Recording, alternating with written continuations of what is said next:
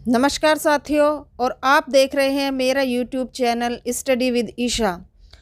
और आज हम प्रस्तुत करने जा रहे हैं प्रश्नोत्तरी एक नज़र का 7वां भाग।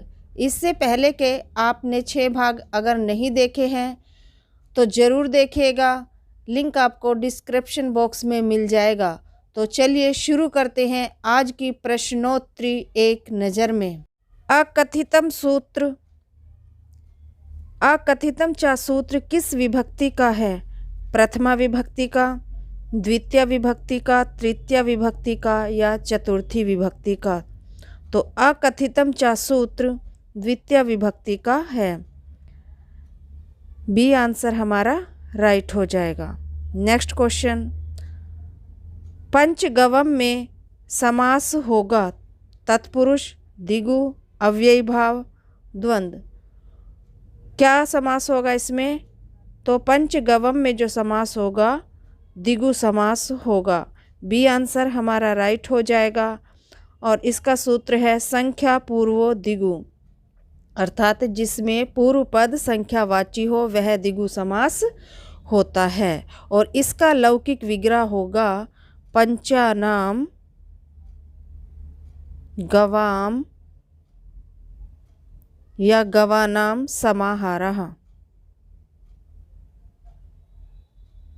ये इसका लौकिक विग्रह होगा। तो पंचगव्यम में द्विगु समास है संख्या पूर्वो द्विगु सूत्र से। नेक्स्ट क्वेश्चन, क्षत्रिय प्रत्यय किस काल में प्रयुक्त होते हैं?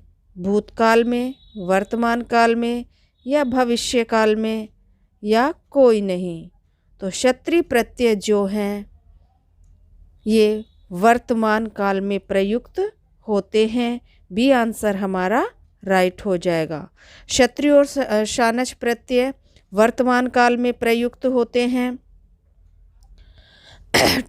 और भूतकाल में जो प्रत्यय प्रयुक्त होते, भूतकाल को संस्कृत में कहते हैं लंग लकार, भविष्य काल को कहते हैं लिरिट लकार, और वर्तमान काल को कहते हैं लट लकार। संस्कृत में 10 लकार होते हैं, परंतु आपको 5 लकार ही इनमें से पढ़ने हैं। क्षत्रिय प्रत्यय जो है वो वर्तमान काल में प्रयुक्त होते हैं। नेक्स्ट क्वेश्चन, कर्म संज्ञा करने वाला सूत्र नहीं है।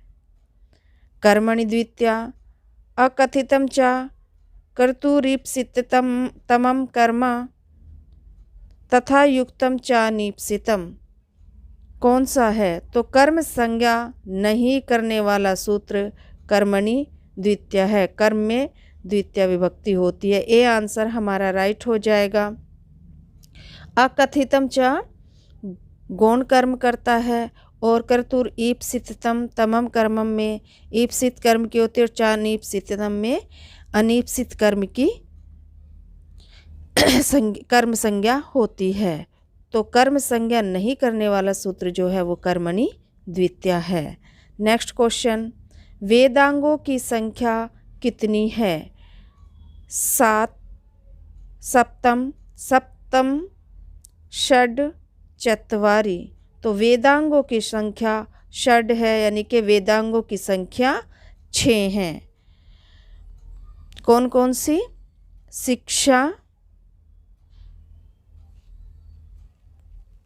कल्प, व्याकरण, निरुक्त, छंद और ज्योतिष।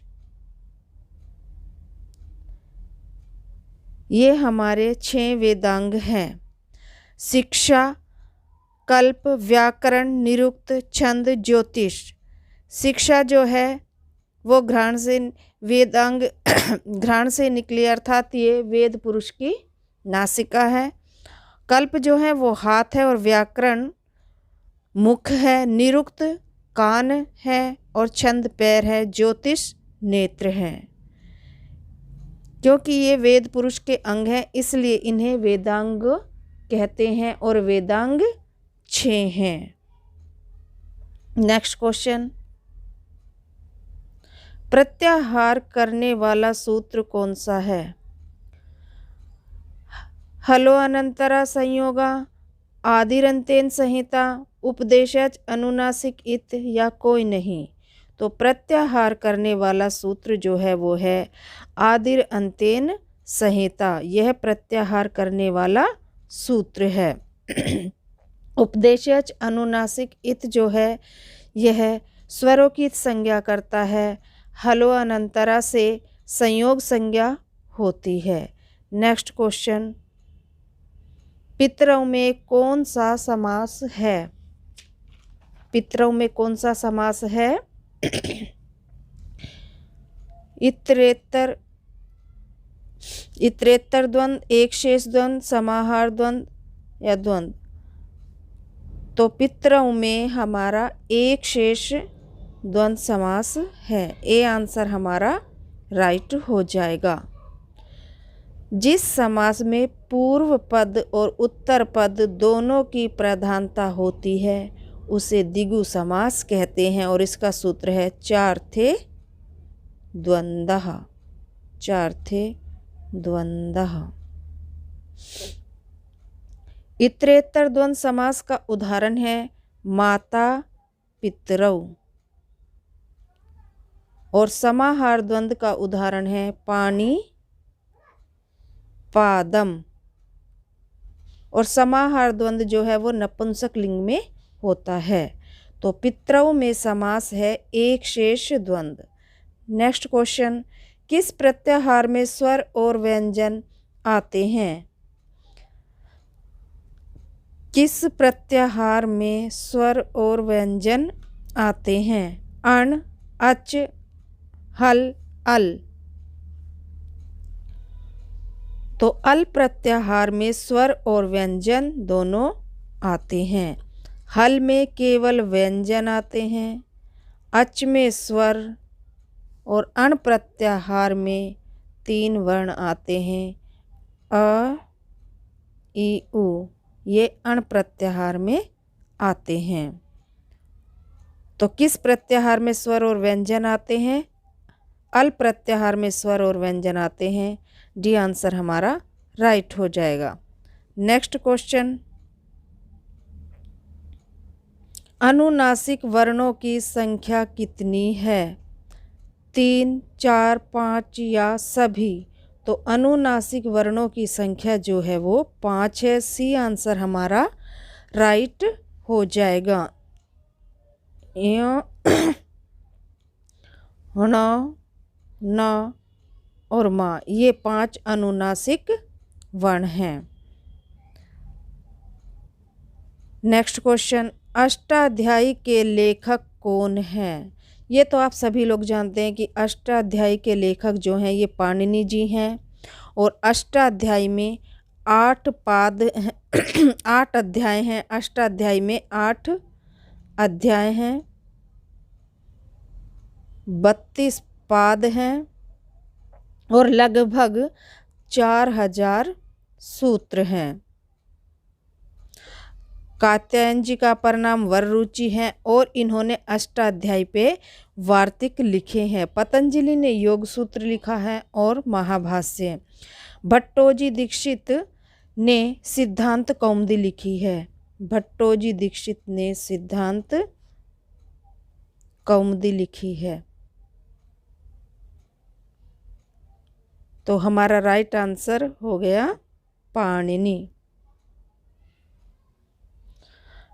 नेक्स्ट क्वेश्चन, कौन से वर्ण परस्पर सवर्णी नहीं हैं?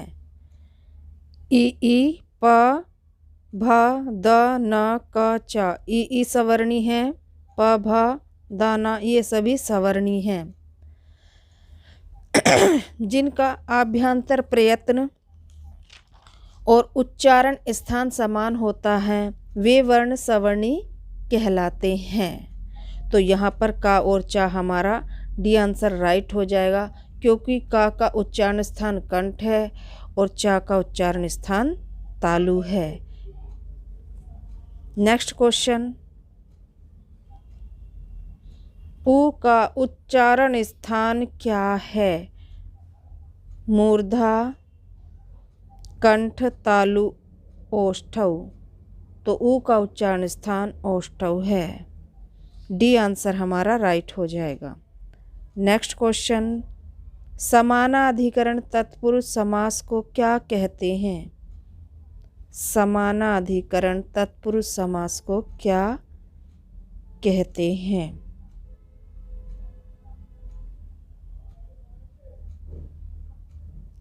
बताइए, समानाधिकरण तत्पुरुष समास को क्या कहते हैं? कर्मधारय, द्विगु, द्वंद्व, ए बी दोनों। तो इसका हमारा आंसर हो जाएगा डी, ए बी दोनों। नेक्स्ट क्वेश्चन, ग्रीष्म ऋतु में संधि होगी।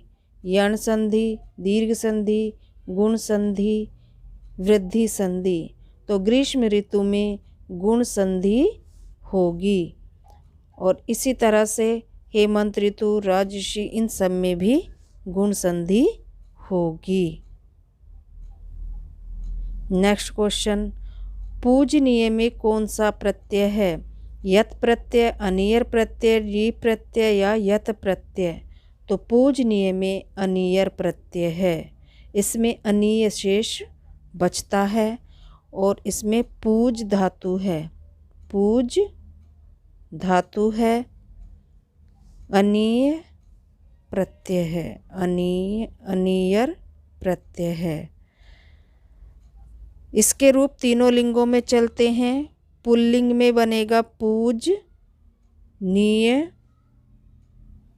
स्त्रीलिंग में पूज निया और नपुंसक लिंग में पूज नियम। तीनों लिंगों में इसके रूप चलते हैं। तो पूजनीय में जो है हमारा अनियर प्रत्यय है। सी आंसर हमारा राइट हो जाएगा। नेक्स्ट क्वेश्चन, मधुना में विभक्ति है पंचमी, चतुर्थी, तृतीया या षष्ठी? तो कौन सी विभक्ति है मधुना में? मधुना में हमारी तृतीया विभक्ति है। मधुना में हमारी तृतीया विभक्ति है। मधु शब्द उकारांत नपुंसक लिंग में है और इसका अर्थ होता है मधु का शहद। और इसके रूप चलेंगे मधुना, तृतीय एक वचन में मधुना, मधुभ्याम, मधुभी।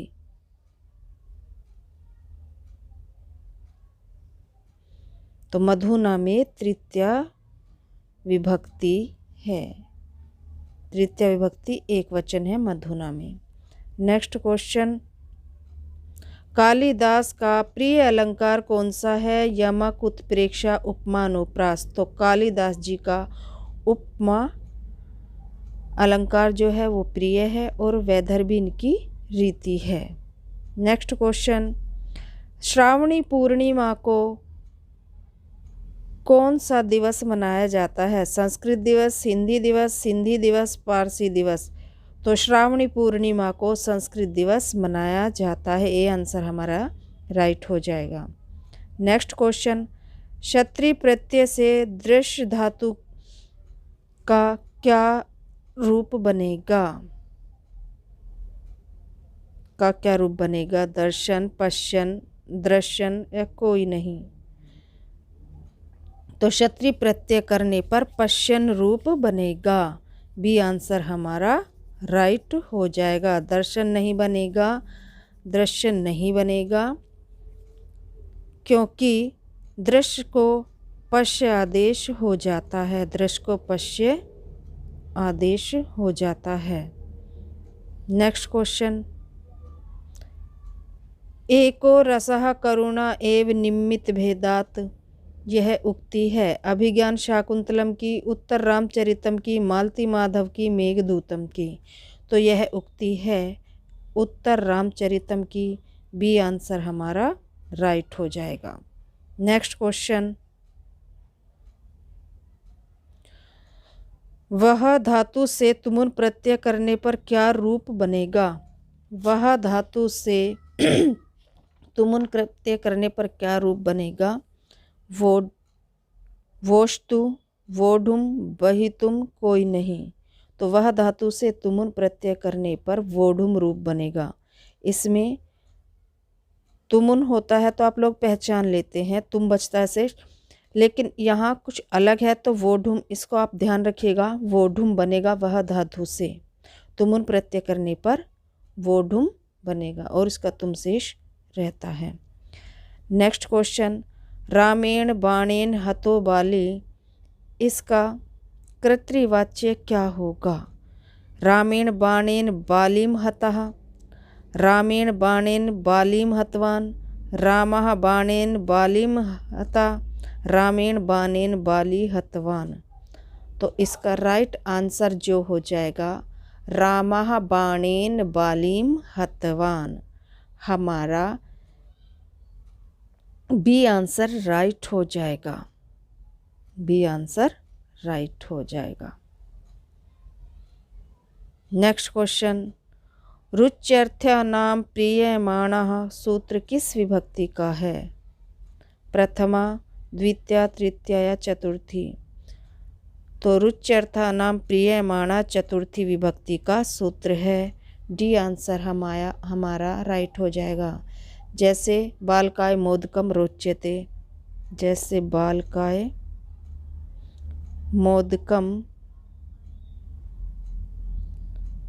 रोच्यते।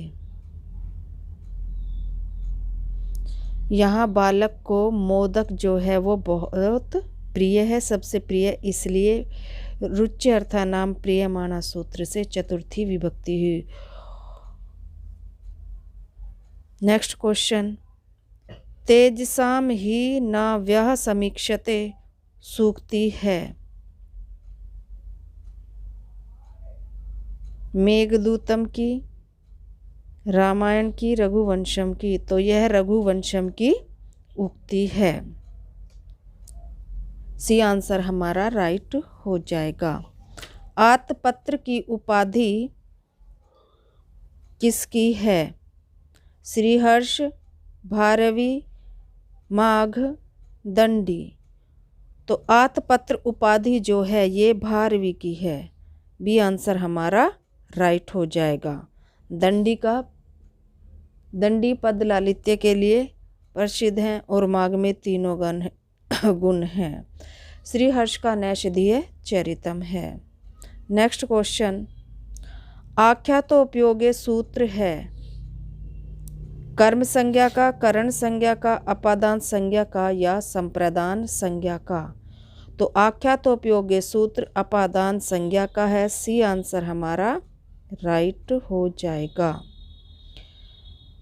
आख्यातो उपयोगी सूत्र अपादान संज्ञा का है और इसमें पंचमी विभक्ति लगती है। उपाध्यायात अधीते अर्थात नियम पूर्वक विद्या पढ़ाने वाला गुरु। तो इसमें आख्यातो उपयोगी से पंचमी विभक्ति लगती है। नेक्स्ट क्वेश्चन, साधु और असाधु शब्दों के प्रयोग में कौन सी विभक्ति लगती है? पंचमी, षष्ठी, सप्तमी, कोई नहीं। तो साधु और असाधु शब्दों के प्रयोग में सप्तमी विभक्ति लगती है। सी आंसर हमारा राइट हो जाएगा। अब इसका उदाहरण देखिए, कृष्णः साधु मातरी। कृष्ण जो है वो माता के प्रति साधु व्यवहार रखते हैं। कृष्णः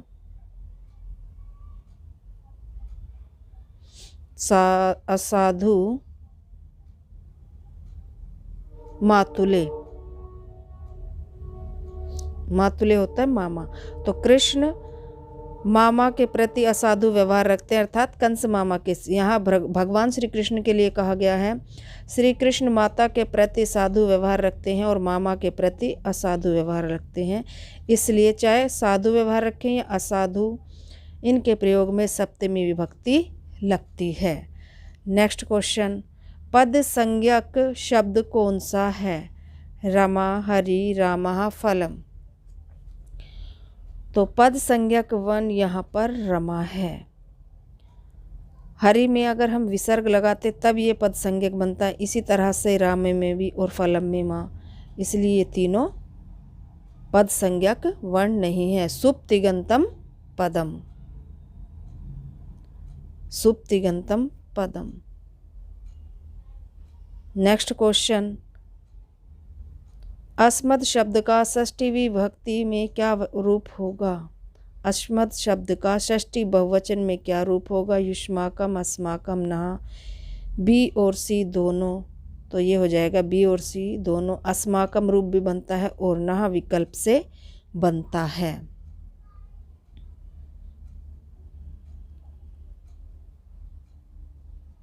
एकोननवति को क्या कहेंगे? 69, 79, 59 या 89? तो एकोननवति को हम कहेंगे 89, अर्थात 90 में एक कम। इन सभी में देखिए यहाँ है 70 से एक कम, 80 से एक कम और 60 से एक कम। तो इन सभी में हम एकोन या ऊन का प्रयोग करते हैं और जिसका अर्थ होता है एक कम। एकोननवति को कहेंगे 89। नेक्स्ट क्वेश्चन, पा धातु लट लकार द्विवचन का रूप होगा? पिबती, पिबसी, पिबतः, पिबत। क्या होगा? पा धातु लट लकार द्विवचन का रूप होगा पिबतः। इसमें रूप कैसे चलेंगे? पिबती, पिबता, पिबंती। ये लट लकार द्विवचन का रूप है पिबता।